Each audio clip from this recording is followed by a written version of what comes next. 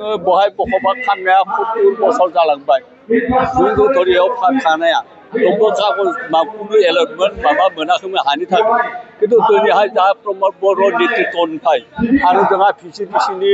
जोंहा मा नाम जोंहा बे चेयारमेननि जर'दै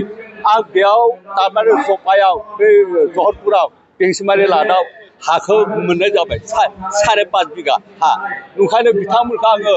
बे भगबाननिफ्राय माबानानै जा बाथौमोननिफ्राय आरज बिनानै बिथांमोनखौ गेदेर गेदेर साबायखर होयो जाहाथे इसोरनि जिउआ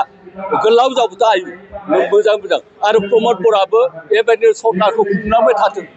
जुगे जुगे प्रमद बर'आ जाहाथे खुंलांनो हायो आरो मा नाम बे दा फरेस्ट डिपार्टमेन्टनिया बे साराबो मोजां मोजां बेबायदिनो सालायलांनो हाथों जय जाथों बड'लेण्ड जय जाथों मिथिनायाव थारमाने BPF-आबो हानि खामानि मावगोन बा मावदों होनना बुंदोंमोन नाथाय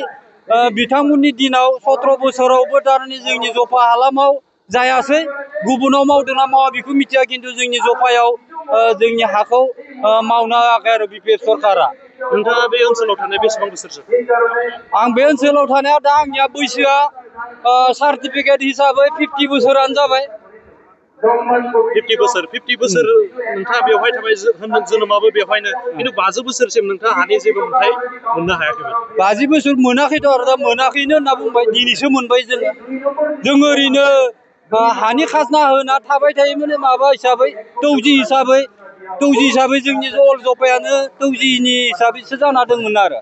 बे मियादिनि मोनथाय मोननाय जायाखै। हानि मोनथायखौ मोननानै गोजोननाय दे मोनबाय गोजोनखाबाय गोजोननायबो थाबाय आरो गासैबो रायजोफ्रा आंल' नङा गासैबो रायजोआनो गोजोननाय थागोन।